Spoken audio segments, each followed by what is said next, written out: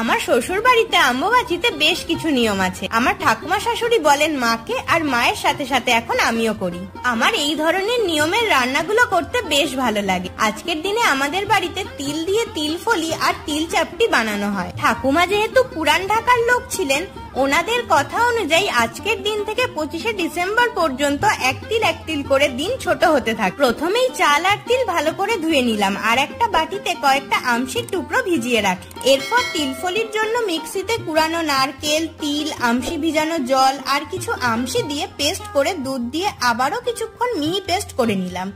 এরপর দুটো আম চিনি দিয়ে ভালো করে মেখে দুধের মিশ্রণটিতে মিশিয়ে দিলেই তৈরি হয়ে যায় তিলফলি। আবারও কিছুটা চাল আর তিল ভালো করে বেটে নারকেল আর চিনি দিয়ে মেখে ফ্রাইং প্যানে তেল ছাড়া সেঁকে নিলেই তৈরি হয়ে যায় তিল চাপটি। আর কিছু কাঁঠালের দানাকে থিতো করে সেঁকে নিতে হয় তেল ছাড়া। তোমাদের কাদের কাদের বাড়িতে এই নিয়ম আছে জানিও।